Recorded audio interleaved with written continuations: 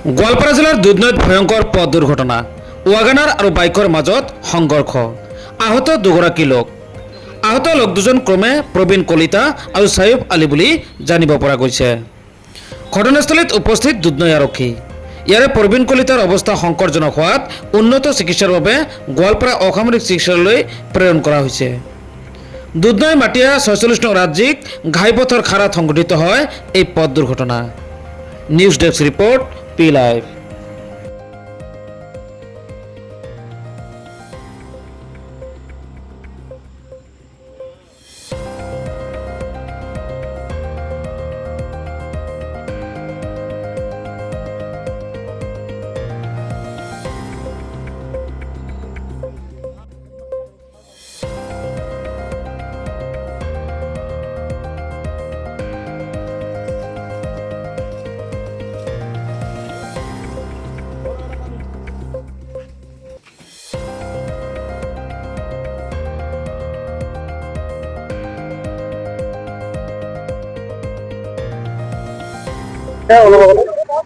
অলপ আগতে ইয়াতে আহি পেলাই দেখা পালো, মানে বহুত ৰাস্তা জাম হৈ আছিলে। তো জাম হোৱাৰ কাৰণে মানে দেখিলো ইয়াত গাড়ী এখন পৰি আছে আৰু এইফালে মানুহ দুজন, এখন বাইক পৰি আছিলে আৰু এখন কাৰ খালত পৰি আছে।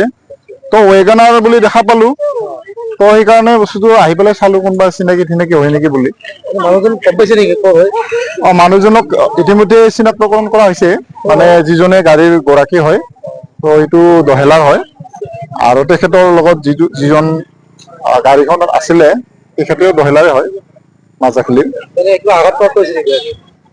আঘাতপ্ৰাপ্তটো হৈছে, নোহোৱা নহয়, আৰু ইতিমধ্যে হস্পিটেলত পঠিওৱা হ'ল। এই জাগাখন কি নাম এইটো? এইখন খাৰা হয়।